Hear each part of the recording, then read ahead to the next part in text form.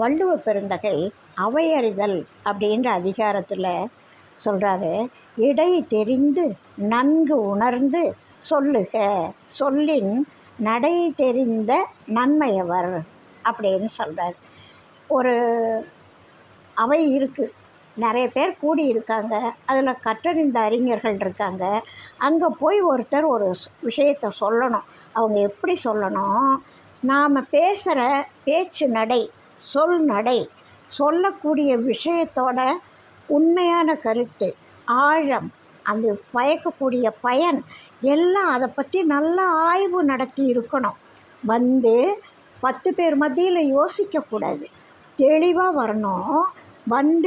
மற்றவங்களுக்கு தெளிவாகும்படியாக சொல்லக்கூடிய ஆற்றல் அவங்கக்கிட்ட இருக்கணும்.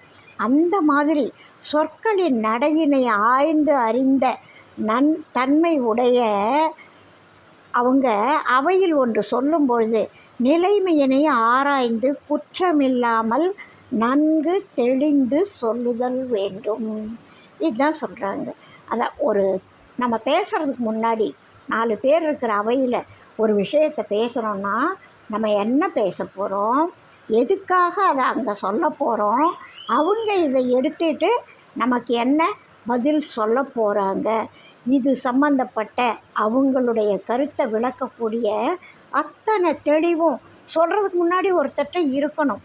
இப்போது ஒரு உதாரணத்துக்கு திருவிளையாடல் நம்ம எல்லாரும் படம் பார்த்துருப்போம். தர்மிக்கு பொற்கிழி எடுத்த படலம் அப்படின்னு ஒரு திருவிளையாடல். அதை நம்ம திரைப்படத்தில் பார்க்குறோம். தர்மி சொல்லுவார், நக்கீரன் குற்றம் இருக்குது, இதுக்கு பரிசு தரக்கூடாது அப்படின்னு சொல்கிறப்ப அவர் கேட்பார், எவ்வளவு குற்றம் இருக்கோ அவ்வளவு எடுத்துகிட்டு மீதியை கொடுங்க அப்படின்னு சொல்லுவார். நல்ல ஒரு புலவன் அது மாதிரி சொல்ல முடியுமா, சொல்லலாமா? அந்த அளவுக்கு அவருக்கு தெளிவு இருந்தால் அது யாரும் நகைச்சுவையாக எடுத்துக்க மாட்டாங்க, யோசிப்பாங்க. அந்த அளவுக்கு ஒன்றுமே தெரியாமல் பேசும் பொழுது மற்றவங்க கேலி பண்ணுற நிலைமை அங்கே வந்துடுதில்ல. எல்லாரும் அதை ஒரு மிகப்பெரிய நகைச்சுவையாக எடுத்து அவரை பார்த்து சிரிக்கிறாங்க. தர்மியை பார்த்து அவர் வறுமையில் வாடி இருக்கலாம், அது வேற. ஆனால் ஒரு புலவர்னு சொல்கிறப்போ அதை சொல்லக்கூடிய ஞானம் அவர்கிட்ட இருக்கணும்.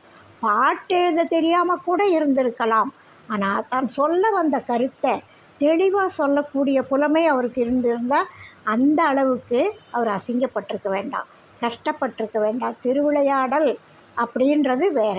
ஒரு தனி மனிதன் அவையில் பேசும் பொழுது இப்படித்தான் பேசணும். எல்லாருக்கும் பொது. ஒரு தலைமையில் இருக்கிறவங்க